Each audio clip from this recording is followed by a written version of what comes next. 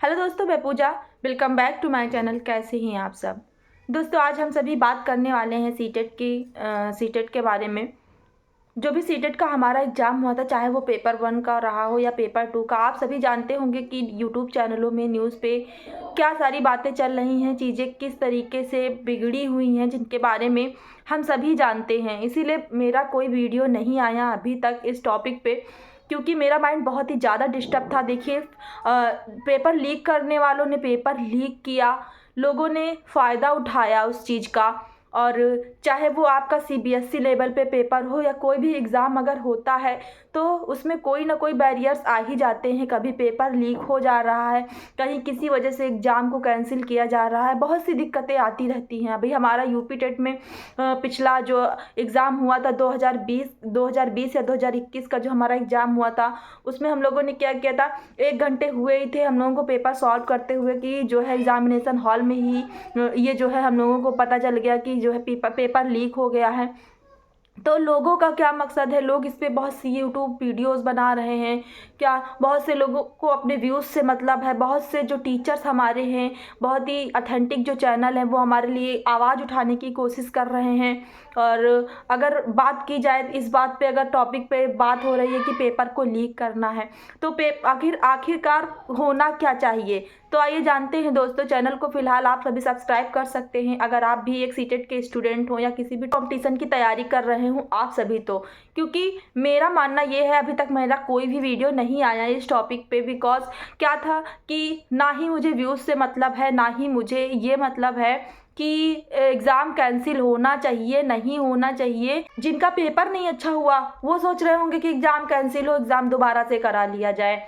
लेकिन जिन लोगों ने मेहनत करके किसी भी तरीके से, कितनी प्रॉब्लम्स में रहकर जिन लोगों ने पेपर दिया, उनका क्या बताएं। अपना मैं आपको इंसिडेंट बताती हूँ। आपको पिछला मेरा जब अभी 2021 का जो सीटेट और टेट जो है आपका आया हुआ था, तो उसमें मैंने टेट और सीटेट दोनों का जो है एग्ज़ामिनेशन फॉर्म भरा हुआ था।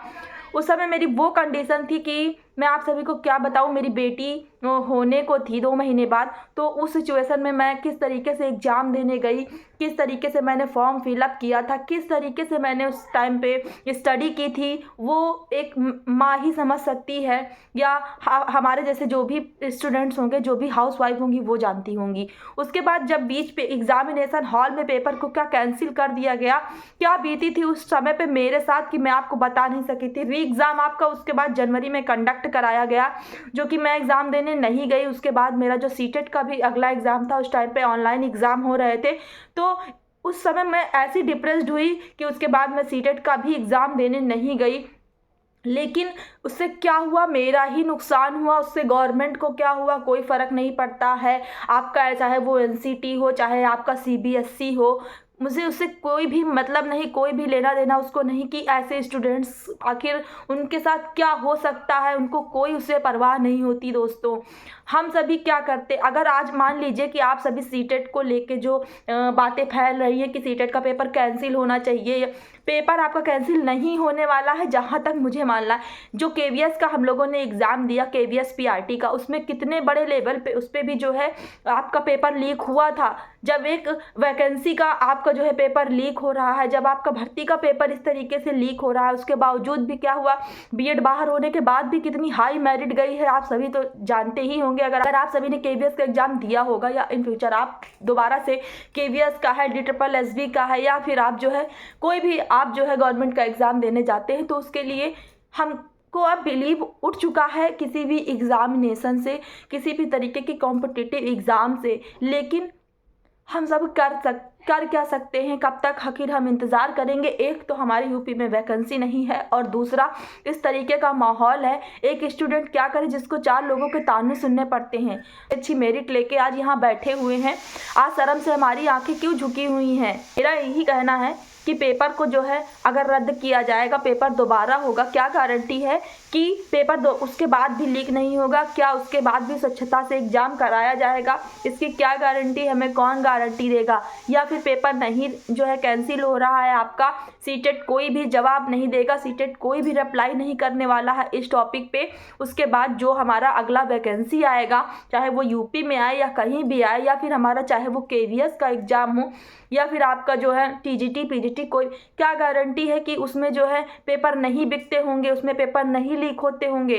तो हमारे पढ़ना व्यर्थ है ना, हमारी जो मेहनत है ये सारी व्यर्थ है। ये सारी चीज़ें को देख के बस हमको तो यही लग रहा है कि हम लोग जो इतने सालों से मेहनत करते आ रहे हैं उसका यही नतीजा हम सभी को मिला है।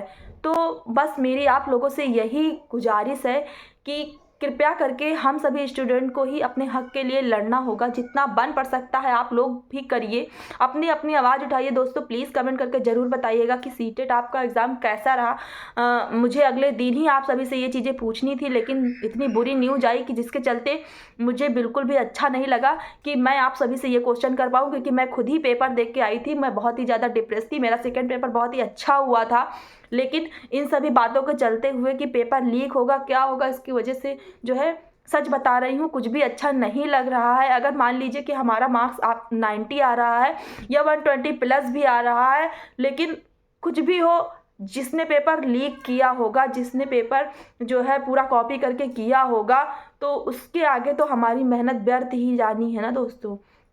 सो यही कहना चाहती हूँ आप सभी से कि जो भी हो फिलहाल वेट करिए आंसर की का, जो होगा आगे देखा जाएगा। आप सभी जो है नेक्स्ट आपके जो स्टेप होगा उसके लिए तैयार हो जाइए। आप सभी चंडीगढ़ में आपकी वैकेंसी आ चुकी है, तो जो जो हमारे भाई बहन इच्छुक हैं वहाँ अपना फॉर्म फिलअप कर सकते हैं, वहाँ के लिए तैयारी कर सकते हैं।